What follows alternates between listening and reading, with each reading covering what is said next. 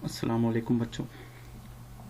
आप लोगों को जैसा पता है, हमारा जो कॉलेज है वो Sulemania Urdu junior college of science मानूरान, डिस्ट्रिक्ट वाशिप। इस सेशन में आप यानी सेशन 2020-2021 ये हमारा ऑनलाइन ये शुरू सेशन है, जिसमें आप जो क्लास है वो 11th क्लास में या 11th साइंस में आपकी एडमिशन हो चुकी है। सभी को मुबारकबाद, सभी का मैं खैर मकदम करता हूँ, सभी का मैं वेलकम करता हूँ। ठीक है, आज जो हम टॉपिक सीखने जा रहे हैं वो सब्जेक्ट या वो मजमून इल्म केमिस्ट्री है। तो यहाँ से आपके ऑनलाइन केमिस्ट्री क्लासेस शुरू हुए हैं।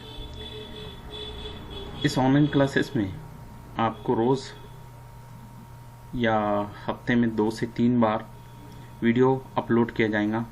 आपको वीडियो देखना है, उसको अपने कॉलेज रजिस्टर में नोट करना है और नोट करके उस नोट्स की एक फ़ोटोकॉपी आपको मुझे पोस्ट करना होता है। जैसे इससे पहले के बहुत से 12th वाले बच्चों को मालूम है किस तरह का पैटर्न है। ये वीडियो अपलोड करके मैं आपको वक्त देता हूँ, आप अपने हिसाब से दिन में जब भी वक्त मिले तब उसको लिख लीजिए और लिखकर उसे अपलोड कीजिए। ठीक है, तो आपका यहाँ से केमिस्ट्री का टॉपिक शुरू करता हूँ मैं। सबसे पहले मेरा तारुफ, मैं मुसद्दिक अहमद, केमिस्ट्री का लेक्चरर आपका। ठीक है, तो यहाँ से हम हमारा टॉपिक शुरू करते हैं। Introduction of chemistry. केमिस्ट्री का तारुफ आपके सामने पेश किया जा रहा है। ये केमिस्ट्री की तारीफ आपके सामने पेश की जा रही है। What is mean by chemistry?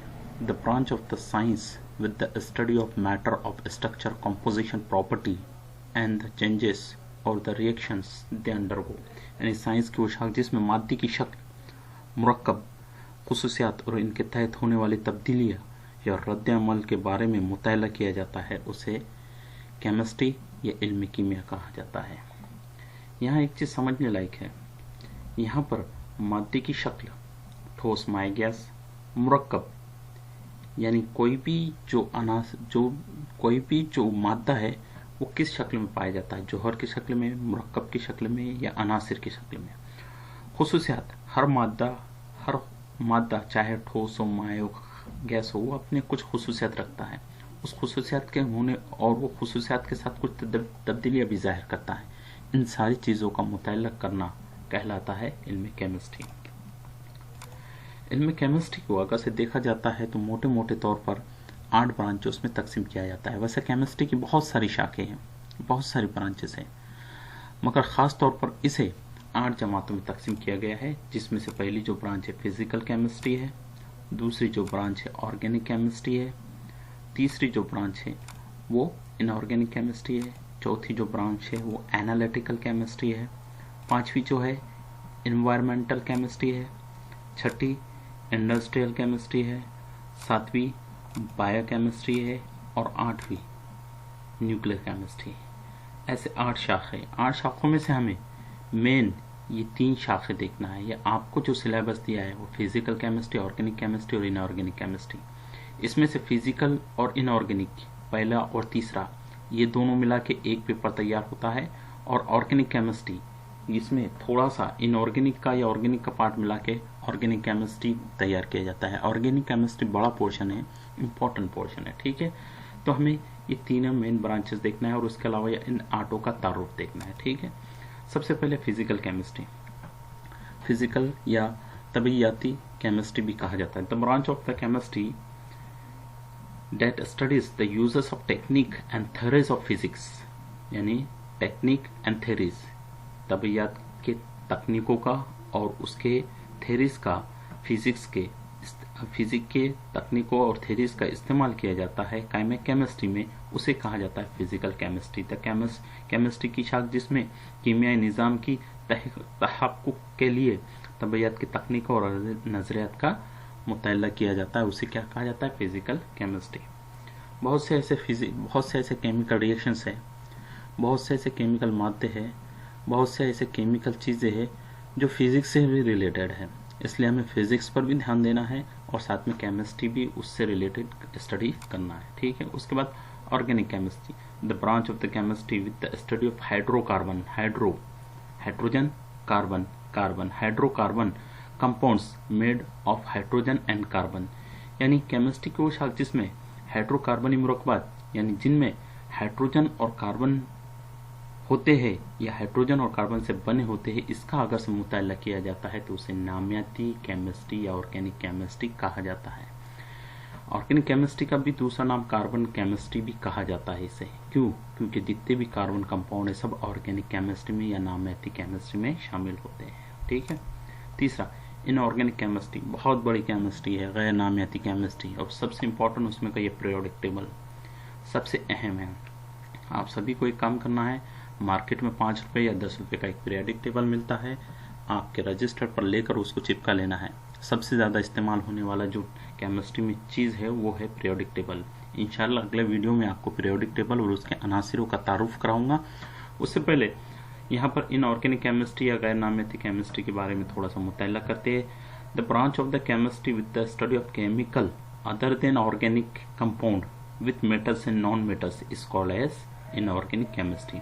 Chemistry की वो शाख जिसमें नामियाती मुरक्कबात के अलावा, वैसे तो 8 शाख है मगर खास बोले तो नामियाती मुरक्कबात को छोड़ देते हैं तो इनऑर्गेनिक केमिस्ट्री कहलाती है। तो केमिस्ट्री की वो शाख जिसमें नामियाती मुरक्कबात के अलावा धाते और अधातों वाले मुरक्कबात का मुताला किया जाता है उसे कहा जाता है इनऑर्गेनिक गैर नामियाती केमिस्ट्री। ठीक है। चौथा, एनालिटिकल केमिस्ट्री, मेजरमेंट की केमिस्ट्री भी कहा जाता है इसे, जिसमें बहुत सारी चीज़ों का मेजरमेंट करते हैं, बहुत सारी चीज़ों के कॉम्बिनेशन से नवी जो चीज़ तैयार होती है उसका मुताला किया जाता है, इसे कहा जाता है analytical chemistry. The branch of the chemistry with the study of separation, identification and the quantification of matter analysis is called as analytical chemistry, analytical of chemicals। यानी केमिस्ट्री की शाखा जिसमें मादे की अलहदगी, शनाख्त और मिकदार को तय करना, कीमियाई तज्जिए की मुताला करता है, इसे कहा जाता है analytical chemistry. Qualitative basic analysis और क्वांटिटेटिव बेसिक एनालिसिस इसका ही हिस्सा है, यानी आपको कोई मादा दिया जाता है उसको अलहदा करना होता है। जैसा अगर से गेहूं में से आप कंकर निकालते हैं तो ये एनालिटिकल प्रोसेस कहलाता है, जिसमें से गेहूं कितने मिकदार में बचते हैं और कंकर कितने मिकदार में तैयार होते हैं या हासिल होते हैं, उन दोनों का कैलकुलेशन लेकर मादे की आप खोज या तहकीक कर सकते हैं। ठीक है। पांचवा, एनवायरमेंटल केमिस्ट्री, इंपॉर्टेंट है, नई ब्रांच है। The branch of the chemistry with the study of chemical and biological phenomena occurrence in the nature. कुदरत में जो फिनोमेना होते हैं उनके बारे में अगर से जो स्टडी की जाती है केमिकल से, उसे कहा जाता है एनवायरमेंटल केमिस्ट्री। आज के दौर की इम्पोर्टेंट ब्रांच है जिसका थोड़ा सा पोर्शन आपको एनवायरमेंटल केमिस्ट्री के तौर पर भी दिया जाता है। तो केमिस्ट्री की वो शाख है या केमिस्ट्री की वो शाख है कायनात में पाए जाने वाले कीमियाई और हयाती मादों का मुताला किया जाता है, उसे कहा जाता है environmental chemistry. Next, industrial chemistry, the branch of the chemistry with the study of production of compound on large scale. तो केमिस्ट्री की वो शाख जिसमें मुरक्कबात की पैदावार बड़े पैमाने पर की जाती है, यानी यूं समझा जा सकता है सनती केमिस्ट्री को इसलिए इस्तेमाल किया जाता है, किसी भी चीज़ को बहुत ज़्यादा मिकदार में पैदा करना है तो उसे इंडस्ट्री में पैदा किया जाता है। मिसाल के तौर पर आप घर में होम सैनिटाइजर बना सकते हैं, ऐसा घर में होम सैनिटाइजर छोटे पैमाने पर बनता है, 1 बोतल या 2 बोतल, मगर इंडस्ट्री में अगर से बनाना है तो उसे बड़े पैमाने पर बनाया जाता है, लाखों करोड़ों की मिकदार पर बोतलें तैयार की जाती है और वो आप तक पहुंचाई जाती है सस्ते में। और एक चीज़ है, इंडस्ट्रियल केमिस्ट्री से जो चीज़ बनती है वो सस्ती भी होती है। क्यों? क्योंकि ये बड़े पैमाने पर पैदा की जाती है और साथ में ही इसके वर्क ऑफ कॉस्ट कम रहती है, इसलिए ये चीज़ क्या होती है आसानी से दस्तयाब भी कर सकते हैं हम और दे सकते हैं। जैसा अभी होम सैनिटाइजर का चलन चल रहा है कोविड-19 की वजह से, ऐसे समझ में, तो उसमें आपने देखा होगा 1 महीने में इतने सैनिटाइजर आ गए थे मार्केट में। क्यों? और सस्ते वाले भी। क्यों? क्योंकि ये इंडस्ट्रियल तौर पर तैयार किए जा रहे थे। ठीक है। उसके बाद biochemistry, the branch of the chemistry with the study of chemical and chemical changes in the living system. Bio mean living and chemistry mean chemical. Chemistry की वो शाख जिसमें निज़ाम की ज़िंदगी में कीमियाई और कीमियाई तब्दीलियों का मुताला किया जाता है। तो इंसान और उसके ज़िंदगी में होने वाले मुख्तलिफ किस्म की तब्दीलियों का मुताला किया जाता है, उसे बायोकेमिस्ट्री कहा जाता है। मिसाल के तौर पर आपको अगर से धूप लग जाती है, आपके जिस्म का पानी चल जाता है, तो पानी केमिकल कंपाउंड होगा, आपका जिस्म लिविंग कंपाउंड होगा। इनऑर्गेनिक यानी गैर जानदार जानदार से जुड़ा हुआ है। अगर से आपके जिस्म में पानी गैर जानदार है, गैर जानदार पानी आपके जिस्म में ना हो तो आपका जिस्म काम नहीं करता। तो बायो मीन्स जिंदा और केमिकल मतलब केमिस्ट्री से जुड़ा हुआ पानी का मादा, ये दोनों एक दूसरे से बहुत ज़्यादा रिलेटेड है। ये होगी 7वीं ब्रांच जिसे कहा जाता है बायो केमिस्ट्री, हयाती इल्म कीमिया। लास्ट वन इंपॉर्टेंट है ये भी, न्यूक्लियर केमिस्ट्री, न्यूक्लियर कीमिया भी कहा जाता है। Branch of the chemistry with the study of सब एटॉमिक पार्टिकल मेकिंग न्यूक्लियाई, यानी केमिस्ट्री की वो शाख जिसमें सब एटॉमिक पार्टिकल या मरकजी जर्रात का मुताला किया जाता है। आपको एक चीज समझ में आना चाहिए, जौहर क्या है, जौहर के अंदर मरकज़ा किसे कहते हैं और मरकज़े में कौन कौन से ज़र्रात होते हैं और जौहर में कौन कौन से ज़र्रात हैं। इंशाल्लाह हुआ तो इस पर एक अलग टॉपिक बनाऊंगा मैं आपको, जौहर और उसकी साख पर।